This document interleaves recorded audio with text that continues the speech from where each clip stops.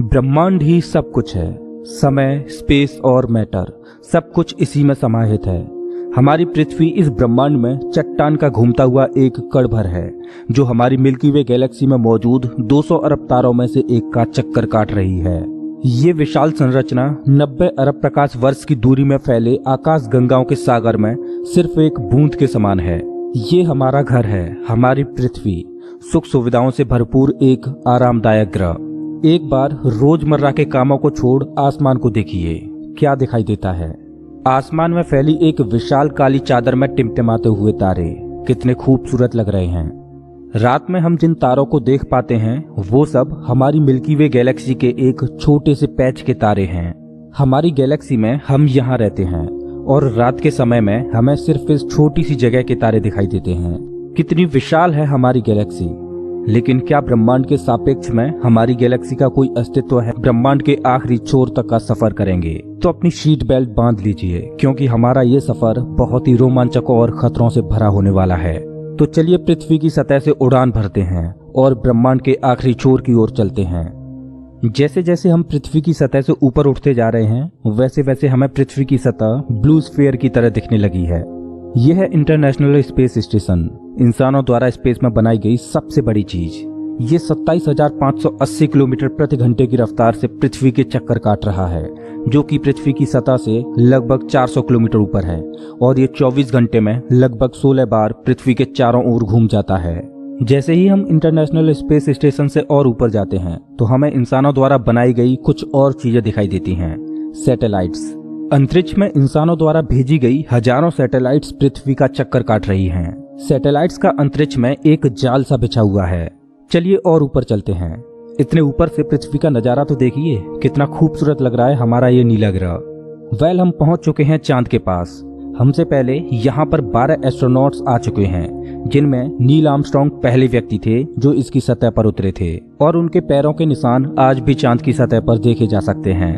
चांद पर कोई वायुमंडल नहीं है, इस वजह से ये निशान सदियों तक ऐसे ही बने रहेंगे।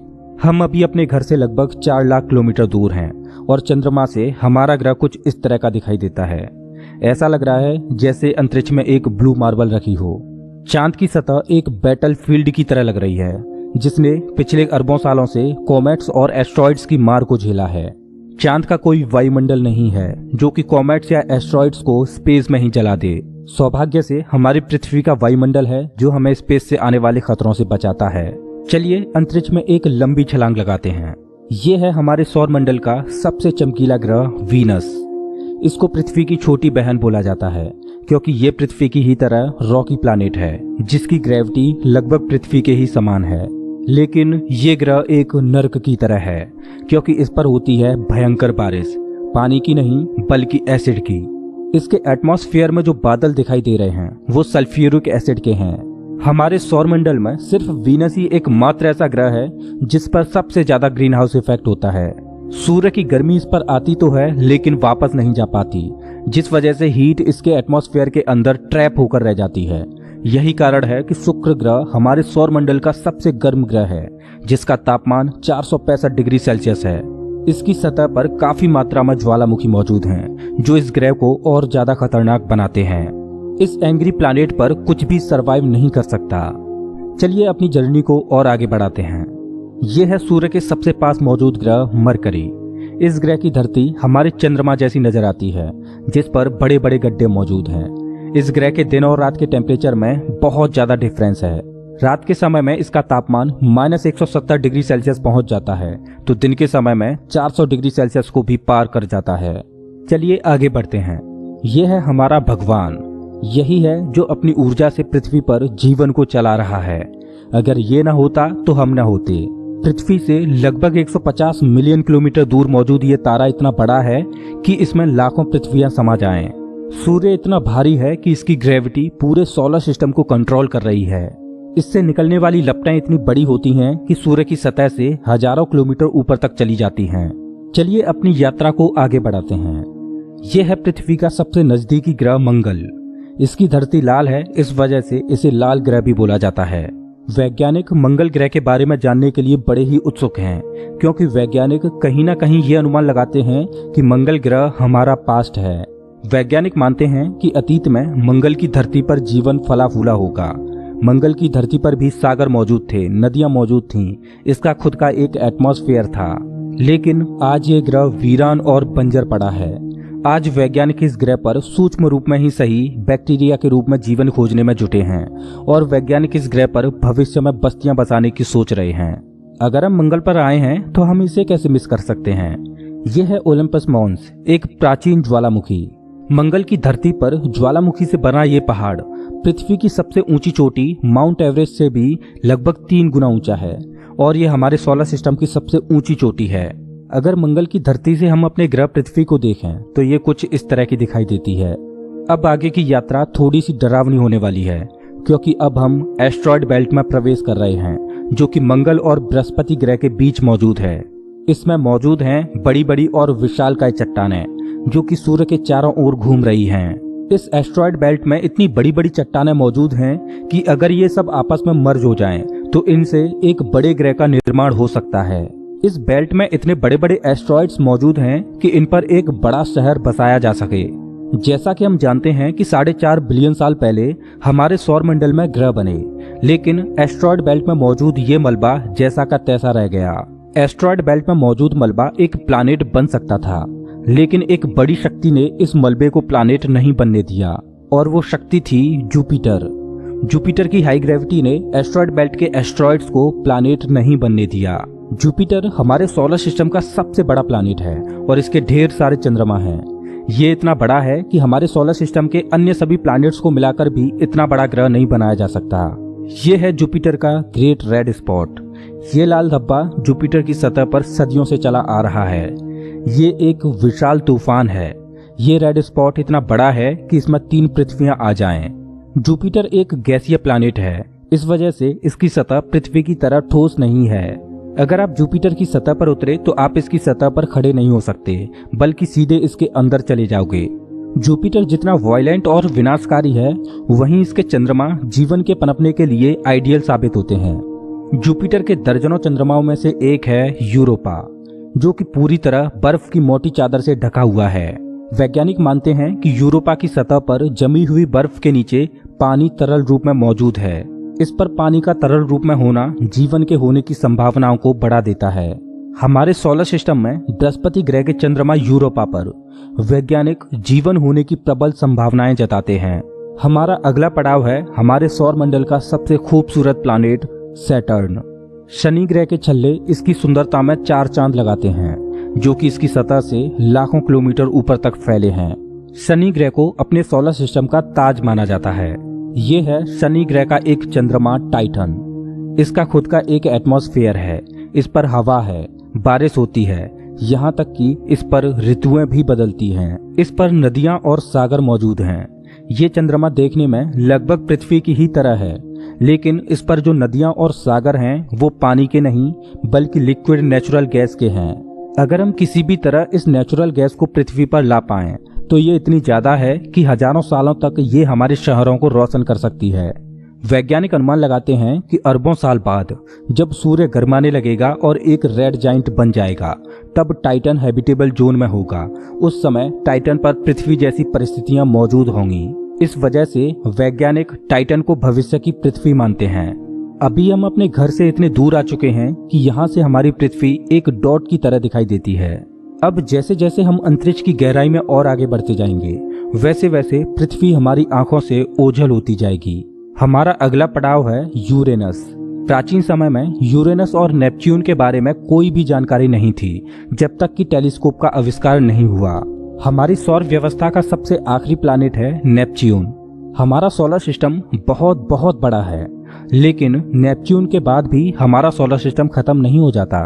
अपने सोलर सिस्टम की गहराई में हम आगे बढ़ते हैं तो हम पहुंच जाते हैं कुइपर बेल्ट में, जो पिछली एस्ट्रॉयड बेल्ट से 20 गुना चौड़ी और 200 गुना ज्यादा फैली है। ग्रहों की लिस्ट से बेदखल किया जाने वाला प्लूटो भी इसी कुइपर बेल्ट का सदस्य है। कुइपर बेल्ट में एस्ट्रॉयड बेल्ट से भी ज्यादा बड़े बड़े ऑब्जेक्ट्स मौजूद हैं, जिनकी खुद की ग्रेविटी की वजह से इनके चंद्रमा भी हैं। चलिए कुइपर बेल्ट को पार करके आगे चलते हैं। हमारी पृथ्वी से 13 बिलियन किलोमीटर दूर ये है सूर्य से सबसे दूर मौजूद ऑब्जेक्ट सेडना। ये एक बौना ग्रह है जो एक ऐसा स्पेस ऑब्जेक्ट है जो सबसे दूर सूर्य की परिक्रमा कर रहा है। इसकी खोज 2003 में हुई थी। ये सूर्य की एक परिक्रमा 10,000 सालों में पूरी कर पाता है। चलिए अब अपने सोलर सिस्टम से बाहर का रुख करते हैं। अभी हम इंटरस्टेलर स्पेस में प्रवेश कर चुके हैं। देखिए देखिए, अंतरिक्ष की गहराई में ये क्या ट्रेवल कर रहा है। ओह, ये तो वॉयेजर 1 स्पेसक्राफ्ट है। यही तो इकलौता स्पेसक्राफ्ट है जो कि इंसानों द्वारा बनाई गई सबसे दूर मौजूद चीज है। ये पृथ्वी से अब तक 19 अरब किलोमीटर दूर जा चुका है। इस स्पेसक्राफ्ट ने अंतरिक्ष के काफी सवालों से पर्दा उठाया है। ये बंदूक से निकली बुलेट से भी 20 गुना तेज ट्रेवल कर रहा है। चलिए अपनी यात्रा को और आगे बढ़ाते हैं। अभी हम अपने सोलर सिस्टम की हदों से इतने दूर आ चुके हैं कि यहाँ से हमारा सूर्य एक आम तारे की तरह दिखाई दे रहा है, लेकिन इतनी दूर से भी इसकी ग्रेविटी को महसूस किया जा सकता है, क्योंकि अरबों की संख्या में यहाँ पर कॉमेट्स को देखा जा सकता है जो सूर्य की ग्रेविटी से बंधे हुए हैं। इन कॉमेट्स में इतना ज्यादा पानी है कि अगर ये सब इकट्ठे हो जाएं, तो ये पृथ्वी से भी ज्यादा बड़े और गहरे सागरों को भर दें। वैज्ञानिक मानते हैं कि पृथ्वी पर ज्यादातर पानी कॉमेट्स के द्वारा ही आया है। पेंसपर्मिया थ्योरी के अनुसार पृथ्वी पर जीवन कॉमेट्स के द्वारा ही धरती पर आया। अंतरिक्ष में तैर रही इन छोटी छोटी बर्फीली चट्टानों में जीवन सूक्ष्म रूप में बैक्टीरिया की फॉर्म में मौजूद हो सकता है। कॉमेट्स का एक विशाल बादल हमारे सौर मंडल को घेरे हुए है, जिसे ऑर्ट क्लाउड बोला जाता है। ऐसा माना जाता है कि ये ऑर्ट क्लाउड हमारे सौर मंडल की ग्रेविटी की आखिरी सीमाओं पर है। इसके बाद सूरज की ग्रेविटी कमजोर पड़ने लगती है, जिस वजह से इसके बाद सूरज का खिंचाव बहुत कम रह जाता है। अब यहाँ से आगे की यात्रा एक अननोन और रहस्यमयी स्पेस में होगी, जहाँ घुप अंधेरा है। यहाँ इतना अंधेरा है कि हम अपनी आंखों से भी कुछ भी नहीं देख पाएंगे। यहाँ देखने के लिए हमें इंफ्रारेड विजन की जरूरत पड़ेगी। हम अपनी पृथ्वी से बहुत बहुत बहुत दूर आ चुके हैं, लेकिन ब्रह्मांड के सापेक्ष में ये हमारा एक मामूली सा स्टेप है। यहाँ से हमें चारों ओर अरबों तारे दिखाई दे रहे हैं, लेकिन अभी हम सबसे नजदीकी तारामंडल की ओर बढ़ रहे हैं। ये है हमारा पड़ोसी सोलर सिस्टम। ये हमसे इतना दूर है कि हमारे सूर्य के प्रकाश को इस तारामंडल तक पहुंचने में 4.3 सालों का वक्त लगता है। इस तारामंडल का नाम है अल्फा सेंटोरी। इस तारामंडल में 3 तारों का समूह है, जिनमें अल्फा सेंटोरी ए और अल्फा सेंटोरी बी तारे आपस में बाइनरी स्टार सिस्टम के तहत जुड़े हुए हैं। इस तारामंडल में प्रॉक्सिमा सेंटोरी बी नामक ग्रह मौजूद है, जो पृथ्वी की ही तरह हैबिटेबल जोन में है और इस ग्रह पर एलियन लाइफ मौजूद हो सकती है। चलिए अपनी यात्रा को आगे बढ़ाते हैं। पृथ्वी से हम 10 प्रकाश वर्ष दूर आ चुके हैं और हमारे सामने ये एक बेबी स्टार है, जिसने अभी अपना जीवन शुरू ही किया है और इस तारामंडल में अभी ग्रहों का जन्म होना बाकी है। हो सकता है कि इस तारामंडल में किसी ऐसे ग्रह का जन्म हो जाए जो हमारी पृथ्वी की ही तरह जीवन को धारण करने योग्य हो, लेकिन अभी इसमें अरबों सालों का वक्त लगेगा। वेल, अपनी यात्रा को आगे बढ़ाते हैं। अभी हम पृथ्वी से 20 प्रकाश वर्ष दूर आ चुके हैं और अभी हम ऐसे तारामंडल से होकर गुजर रहे हैं जिसका जन्म हमारे सोलर सिस्टम के साथ ही हुआ था। इस तारे का नाम है ग्लीस 581 और इसकी सबसे बड़ी खास बात यह है कि इस तारे का चक्कर लगा रहा है एक ऐसा ग्रह जो हमारी पृथ्वी से बिल्कुल मेल खाता है और इस ग्रह पर एलियन सिविलाइजेशन होने की प्रबल संभावना है। वैसे तो हमारी मिल्की वे गैलेक्सी में अरबों तारे हैं, जिनकी यात्रा करना तो दूर, उनको पूरे जीवन काल में गिनना भी संभव नहीं है। तो चलिए अपनी यात्रा को आगे बढ़ाते हुए मिल्की वे गैलेक्सी से बाहर निकलते हैं। ये है हमारी मिल्की वे गैलेक्सी, जो अरबों तारों का घर है, जिनमें से हमारा सूर्य भी एक है। ये गैलेक्सी इतनी विशाल है कि अगर इसके एक छोर से प्रकाश ट्रेवल करे तो लाइट को भी इसके एक छोर से दूसरे छोर तक पहुंचने में 1,05,700 सालों का समय लगेगा। लेकिन ब्रह्मांड में मौजूद बड़ी बड़ी विशालकाय गैलेक्सियों के सामने हमारी गैलेक्सी कुछ भी नहीं। यूनिवर्स में मिल्की वे से भी कई गुना बड़ी गैलेक्सियां मौजूद हैं। तो चलिए अपने सोलर सिस्टम और अपनी गैलेक्सी को पीछे छोड़ते हुए इंटर गैलेक्टिक स्पेस में प्रवेश करते हैं। इंटर गैलेक्टिक स्पेस में प्रवेश करके हमें दूर दूर तक अरबों गैलेक्सियां दिखाई दे रही हैं, लेकिन ये सभी गैलेक्सियां झुंड में हैं और ये है हमारी गैलेक्सियों का झुंड, जिसमें हमारी गैलेक्सी मिल्की वे और अन्य पड़ोसी गैलेक्सियां मौजूद हैं। गैलेक्सियों के इस छोटे से झुंड को लोकल ग्रुप बोला जाता है। गैलेक्सियों का ये लोकल ग्रुप 10 मिलियन प्रकाश वर्ष में फैला हुआ है। जैसे जैसे हम अपनी यात्रा को आगे बढ़ाते जा रहे हैं वैसे वैसे हमें अन्य गैलेक्सियों के झुंड दिखाई देते जा रहे हैं और उनमें भी हमारे लोकल ग्रुप की तरह गैलेक्सियां मौजूद हैं। गैलेक्सियों के कई लोकल ग्रुप्स को मिलाकर एक सुपर क्लस्टर बनता है। अभी हमारे सामने जो मौजूद है वो है वर्गो सुपर क्लस्टर। इसी वर्गो सुपर क्लस्टर में हमारी गैलेक्सियों का लोकल ग्रुप भी शामिल है और हमारी गैलेक्सियों का लोकल ग्रुप इस छोटे से पैच में है। अभी हम अपने घर से इतने दूर आ चुके हैं कि यहाँ से हम अपने सूर्य को तो छोड़ो, यहाँ तक कि अपनी गैलेक्सी को भी छोड़ो, हमारी गैलेक्सियों का लोकल ग्रुप ही एक छोटे से पैच के समान दिखाई दे रहा है। कितना विशाल है ना वर्गो सुपर क्लस्टर। इस वर्गो सुपर क्लस्टर में 100 से ज्यादा गैलेक्सियों के लोकल ग्रुप शामिल हैं और ये 110 मिलियन प्रकाश वर्ष में फैला हुआ है। चलिए अपनी यात्रा को और आगे बढ़ाते हैं। अरे ये क्या, जैसे जैसे हम आगे बढ़ते जा रहे हैं वैसे वैसे हमें वर्गो सुपर क्लस्टर जैसे अनगिनत सुपर क्लस्टर्स दिखाई दे रहे हैं। इस सुपर क्लस्टर्स के समूह को नाम दिया गया है लेनिया सुपर क्लस्टर और हमारा वर्गो सुपर क्लस्टर यहाँ पर है एक छोटे से पैच के समान, जिसमें हमारी गैलेक्सियों का लोकल ग्रुप एक डॉट की तरह भी दिखाई नहीं दे रहा। ये लेनिया सुपर क्लस्टर 520 मिलियन प्रकाश वर्ष में फैला हुआ है, जिसमें लाखों वर्गो सुपर क्लस्टर्स जैसे सुपर क्लस्टर्स मौजूद हैं। चलिए अपनी यात्रा को और आगे बढ़ाते हैं। जैसे जैसे हम आगे बढ़ते जा रहे हैं वैसे वैसे लेनिया सुपर क्लस्टर भी छोटा होता जा रहा है और इतनी दूर से देखने पर लेनिया सुपर क्लस्टर भी एक छोटे से पैच की तरह दिखाई दे रहा है। ओह माय गॉड, मेरा तो दिमाग ही घूम गया। खैर अपनी यात्रा को और आगे बढ़ाते हैं। यह है हमारा ऑब्जर्वेबल यूनिवर्स, जिसमें हमारा लेनिया सुपर क्लस्टर एक छोटे से डॉट की तरह मौजूद है। लेकिन क्या यही हमारी यात्रा खत्म हो जाती है? क्या इतना ही बड़ा है ब्रह्मांड? वेल, जैसा कि मैंने अभी बोला, ये है ऑब्जर्वेबल यूनिवर्स यानी ज्ञात ब्रह्मांड। ब्रह्मांड के बारे में हम जो भी जानते हैं वो केवल यहीं तक जानते हैं। हो सकता है कि ब्रह्मांड का विस्तार आगे भी हो जो अनंत तक चलता जा रहा हो, लेकिन वहां से हम तक कोई प्रकाश ही नहीं पहुंच पा रहा हो जिससे हमें ऑब्जर्वेबल यूनिवर्स के बाहर का भी पता चल सके। वैज्ञानिक ये भी अनुमान लगाते हैं कि हो सकता है कि हमारे यूनिवर्स जैसे असंख्य यूनिवर्स और मौजूद हो सकते हैं जिनमें हमारा ये ब्रह्मांड एक विशाल सागर में एक छोटी सी बूंद के समान हो। खैर, मल्टीवर्स यानी एक से ज्यादा ब्रह्मांडों का अस्तित्व है कि नहीं ये कोई नहीं जानता और ना ही हमारे पास मल्टीवर्स यानी महाब्रह्मांड के कोई सबूत हैं। लेकिन ये तो तय है कि ऑब्जर्वेबल यूनिवर्स ही ब्रह्मांड का अंत नहीं हो सकता। इसके बाहर भी कुछ न कुछ मौजूद है जिसका हमें कोई भी ज्ञान नहीं। लेकिन वो क्या हो सकता है? हो सकता है कि हमारा ऑब्जर्वेबल यूनिवर्स भी महाब्रह्मांड में एक छोटे से पैच के समान हो। वेल दोस्तों, आपकी ब्रह्मांड के आखिरी छोर तक की यात्रा कैसी रही प्लीज कमेंट बॉक्स में जरूर बताएं। अगर आपको ये वीडियो पसंद आया हो तो इसे लाइक करें और ऐसे ही मजेदार वीडियोज के लिए चैनल को सब्सक्राइब करें, साथ ही बेल आइकॉन दबाएं।